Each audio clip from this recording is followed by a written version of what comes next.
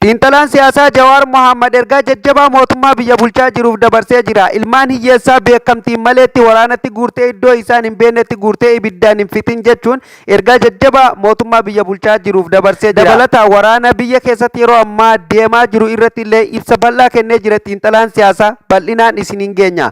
Kana malee gama biraatiin Abiyyiin haasawa paarlaamaa irratti godhe irratti illee xiinxalaan siyaasaa waan dubbatee qaba. Nullee waan irratti qindeeffanne qabna jechuudha. Akkasumallee lola Itoophiyaa keessatti qaamota sadiin qindaa'ee biyya irratti duulaa jiru irratti illee waan qindeeffanne qabna. Daawwattoota keenya kabajamoo akkam jirtu baga irra deebiin gara chaanaala Oromaan dhuftan namoonni haaraa taatan subscribe godhuun miseensa maatii keenyaa ta'a. Akkasumallee viidiyoon namoota hedduu bira akka dhaqqabuuf like share gochuu hin dagatina. Daawwattoota keenya kabajamoo fi jaallatamoo oduu keenya jalqabaatiin akkuma beekamu xiinxalaan siyaasaa yeroo adda addaa jechuudha waan dhufuu fi akkasumallee waan mootummaan keessa darbee fi keessa jirullee dursee kan dubbatuu fi waanuma hundaa wal bira qabee waan mootummaa kana fayyaduu fi biyya fayyadu hundumaayyuu yeroo hedduu kan dubbataa ture jechuudha. Ammallee waraana biyya mudatee yeroo ammaa kana jechuudha ilmaan Oromoo dabalatee ilmaan namoonni Itoophiyaa keessa jiru sabaaf sablammoota irraa hundumtuu jechuudha waraana shaabiyaa fi faannoo akkasumallee TPLF fi waliigaluu mootummaa federaala irratti banan kana wal qabate jechuudha. Namoota hunda mootummaan yeroo ammaa kana naannoo hundarraa dirqamaan gara waraanaa oofaa jiranii karaa iddoo leenjiitti illee oofaa akka jiranii beekama jechuudha. Kana irratti xiinxalaan siyaasaa jechuudha waan jedhee qaba jechuudha. Daawwattoota keenya ergaa jajjabaa dabarsee jira jechuudha.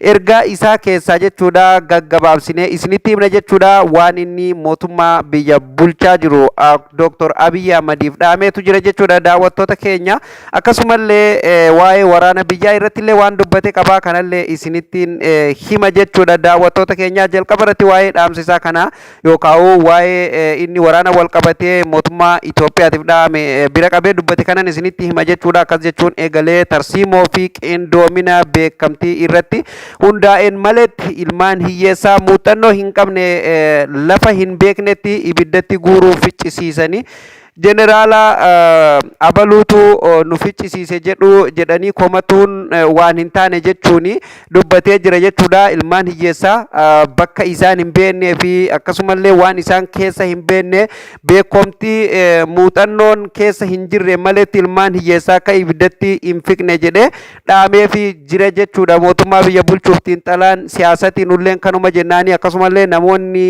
ijoollee waraana taatanii lola dhaaba hin qabne fi kaayyoo hin qabnetti akka ofii hin finne akka kana dura sanitti ijoolleen kana dura isin bira Tigraay keessatti wareegaman sunuyyuu fakkeenya akka isiniif taatu asumaan isinii dhaamuu barbaanna jechuudha.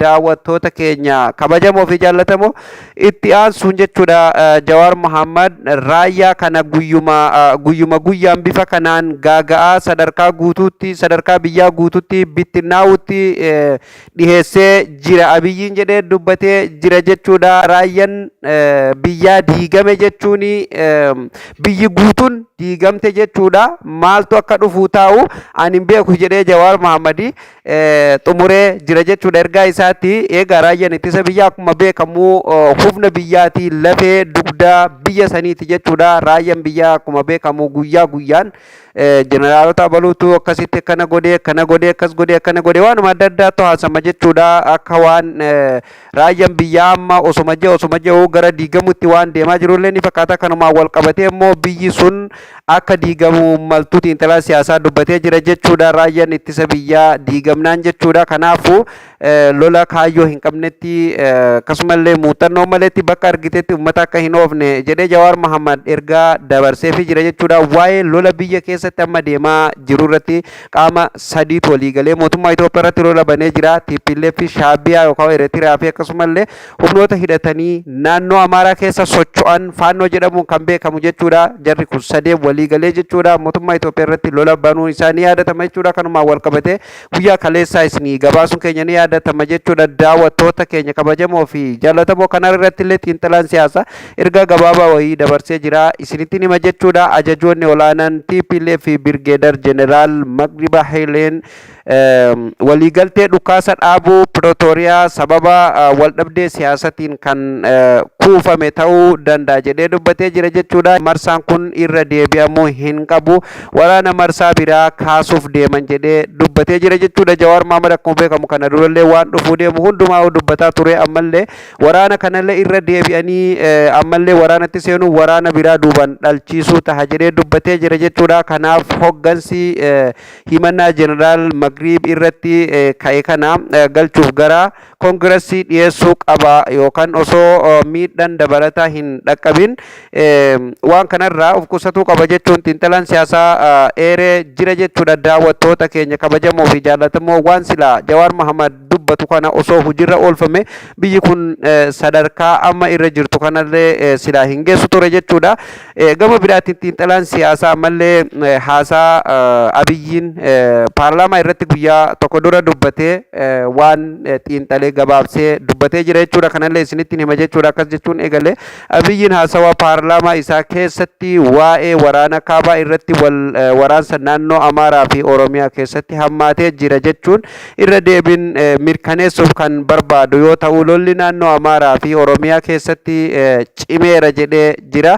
Akkasumallee Shawaa Lixaa fi Bahaa keessatti wabboon lola haaraa banuun godinoota Arsii Bahaa fi Harargee Bahaa keessatti bakka duraan qabutti xiqqoo hin argamnetti baneera jechuun lola baneera jechuun dubbatee jira jedhee jira jechuudha. Akkasumallee Amaara keessatti gareen naannoo godinaalee naannichaa hunda keessatti humnoota mootummaa irratti duula qindaa bananiiru jedhuun dubbatee jira jechuudha.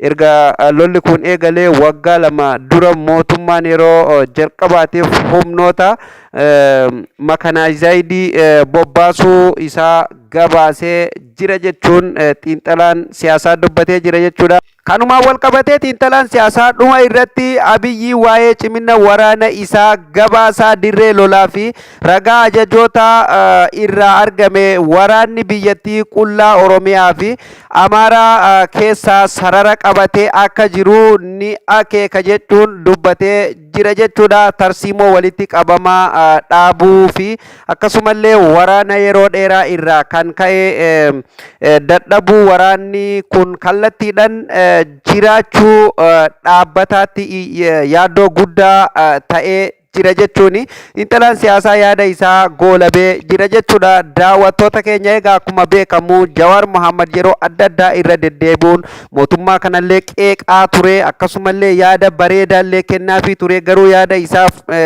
mootummaan fudhatama dhoowwaa malee otoo silaa waan inni barreessuu fi waan inni dubbatu kana silaa kan hojiirra oolfamu tahee biyyi kun hanga ammaatu silaa lola guddaa kana keessa seentee akkanatti biyya ollaa hundaan wal waraantee jireenyi akkanatti qaala'ee ummataatti jahannam addunyaa fakkaate kun silaan akkanatti ta'uu namoonni hedduun kanuma dubbata jechuudha. Akkuma beekamu yeroo adda addaa irra deddeebiin jechuudha dubbataa ture. Xiinxalaa siyaasaa lola kaabaa kan kana dura mudatee waraana mootummaatiif akkasumallee raayyaa ittisa biyyaatii fi waraana Tigraay gidduutti waan hedduutu taa'ame, lubbuu namoota hedduutu gidduu sanitti badee, akkasumallee Oromiyaa keessatti illee hanga ammaatti jechuudha waa hedduutu raawwatamaa jira. Kanuma hundaayyuu otoo nageenyaan silaan gattaanii marii nagaa qofaan Abiyyilleen akkuma afaaniin dubbatu silaa wanni kun yeroo hedduu dhukaasni Oromiyaa keessatti nama hin baasu, qaama kamiyyuu hin bilisoomsu, gattaa'ee kan mari'atu qofa jedhee dubbataa ture. Silaa mariima san dhugaa godhanii gadi isaanii mari'atanii biyyi kun garanatti hin deemtu ture. Hundaafuu daawwattoota keenya odeessaaleen keenya kanarra isiniif qindeessine kana fakkaata jechuudha. Akkasiin tolu abdii qabna guyyaa guyyaan odeessaalee keenya argatu fuula YouTube Oromoon subscribe godha. Viidiyoon namoota hedduu bira akka dhaqqabuuf like share godhuu hin dagatina. Daawwattoota keenya sagantaan irratti xiinxalaa siyaasaa Jawaar Mohaammed irratti qindeessine kana fakkaata. Viidiyoo biraatiin amma walitti deebinutti nagaa ta'a.